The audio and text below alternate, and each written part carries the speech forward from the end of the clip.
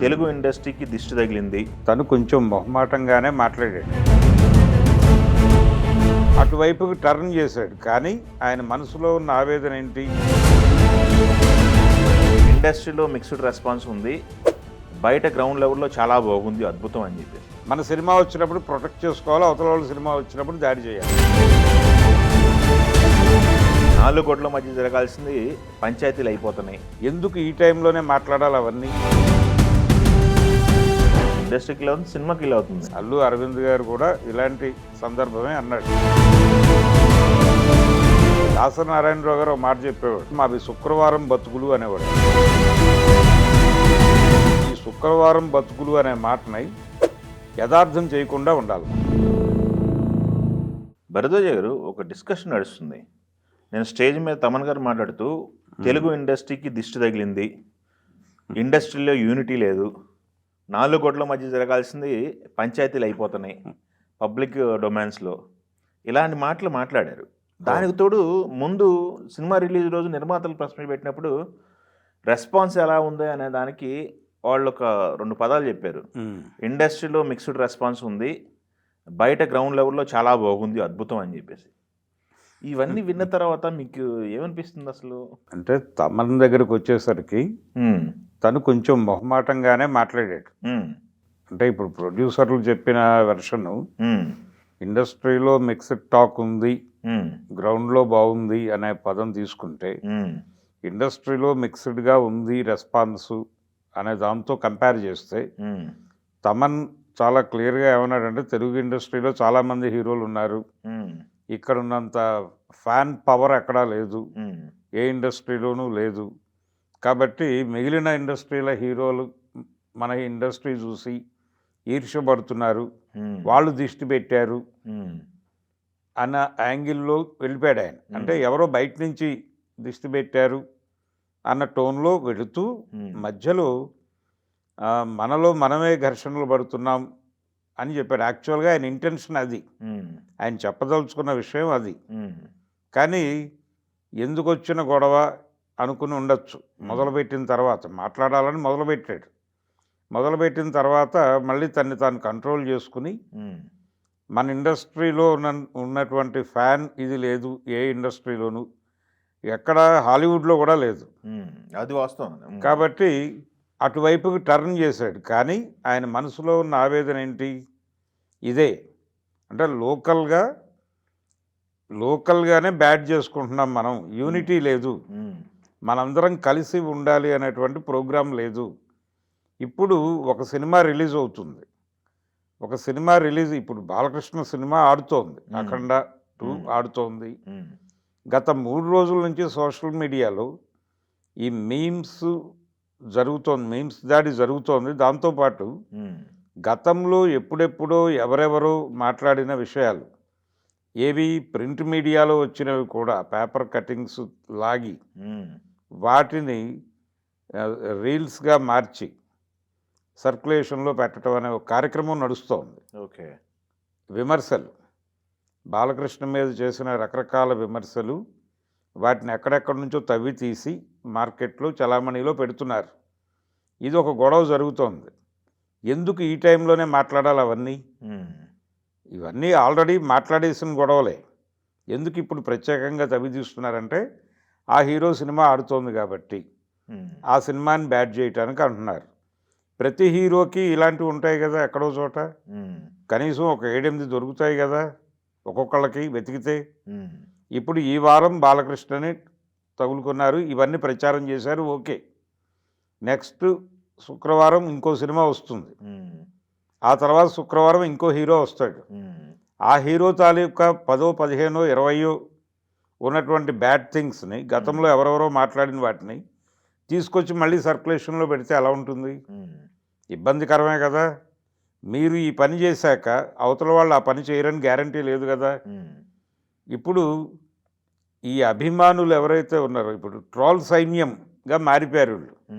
ఈ ట్రోల్ సైన్యంగా మారిపోయి మన హీరో సినిమా రిలీజ్ అయినప్పుడు అవతల హీరో సినిమా రిలీజ్ అయిన సందర్భము రెండింటినీ బేరీజ్ వేసుకుని ఈ సినిమాని ప్రొటెక్ట్ చేసుకోవాలనుకుంటారు, ఓకే. కానీ అవతల హీరో సినిమా రిలీజ్ అయినప్పుడు ఎందుకు అటాక్ చేస్తున్నారు? ట్రోల్ చేస్తున్నారు కదా. ఈ ట్రోల్ ఆపేసి ఎందుకు కలిసి ఉండరు అనేటువంటి ఆవేదన యాక్చువల్గా తమన్ ఎక్స్ప్రెస్ చేయదలుచుకున్న విషయం ఓకే. వేదిక మీద. అంటే ప్రతి శుక్రవారం ఏదో ఒక హీరో సినిమా రిలీజ్ అవుతుంది. ఆ హీరో రిలీజ్ అయినప్పుడు మిగిలిన హీరోలు అందరూ వాళ్ళ అభిమానులు ఈ సినిమాని టార్గెట్ చేస్తే ఈ సినిమా కిల్ అయిపోతుంది. నెక్స్ట్ ఈ వారం ఈయన ఆవేదన వ్యక్తం చేస్తాడు, మళ్ళీ నా సినిమాని వాంటెడ్గా కిల్ చేశారు అని బాధపడతాడు బహిరంగ వేదికల మీద. నెక్స్ట్ శుక్రవారం ఇంకొక హీరో సినిమా వస్తుంది, మళ్ళీ ఈ సైన్యం అటువైపు ఫోకస్ పెడుతుంది, దాడి మొదలవుతుంది మళ్ళీ. అదేలేండి, ఈరోజు వాళ్ళు వీళ్ళని ట్రోల్ చేశారు, రేపు వాళ్ళ వంతు వచ్చినప్పుడు వీళ్ళు వాళ్ళని ట్రోల్ చేస్తారు. టోటల్గా ఏం జరుగుతోంది? ఇండస్ట్రీ కిల్ అవుతుంది, సినిమా కిల్ అవుతుంది. కాబట్టి ఇది ఎందుకు చేసుకోవాలి అనేది చెప్పదలుచుకున్నాడు ఆయన వేదిక మీద. ఓకే, మనలో యూనిటీ ఉండాలి, మనం కలిసి లేము, మనకి విపరీతమైన అంటే ఫ్యాన్ ఫాలోయింగ్ ఉంది తెలుగు హీరోలకి అని చెప్పడంలో ఆయన ఉద్దేశం ఏంటంటే ప్రతి హీరోకి విపరీతమైన ఫ్యాన్ ఫాలోయింగ్ ఉంది, వీళ్ళందరూ కూడా ఆర్మీగా మారిపోతున్నారు, మారిపోయి ఒక ట్రోల్ సైన్యంగా మారిపోయి మన సినిమా వచ్చినప్పుడు ప్రొటెక్ట్ చేసుకోవాలి, అవతల వాళ్ళ సినిమా వచ్చినప్పుడు దాడి చేయాలి. ఈ యాటిట్యూడ్ ప్రాబ్లం ఉంది, ఈ యాటిట్యూడ్ని సరి చేసుకోవాలి, సరి చేసుకోకపోతే ఇండస్ట్రీ దెబ్బతింటుంది. కాబట్టి దీనికి సంబంధించి అందరూ మాట్లాడుకోవాలి కలిసి కూర్చుని అని మాట్లాడుతున్నాడు.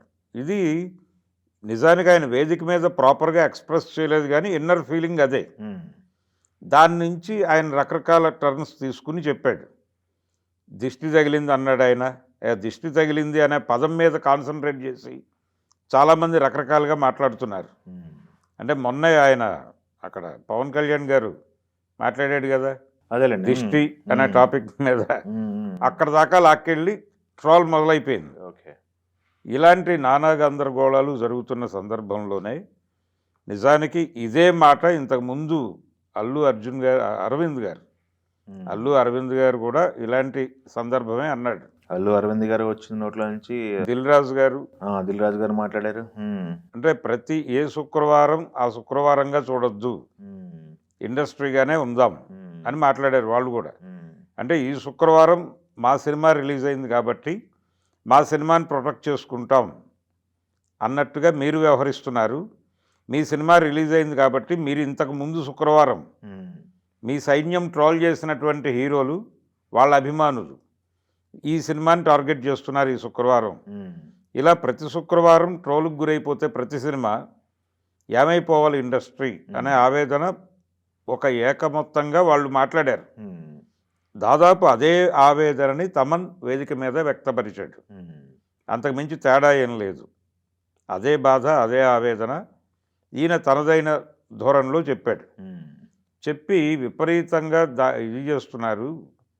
మీకు అభిమానులు ఉండటం గొప్పే, ప్రపంచ స్థాయిలో మీరు ప్రత్యేకమే, కానీ దీన్ని మీరు ఎలా వినియోగించుకుంటున్నారు?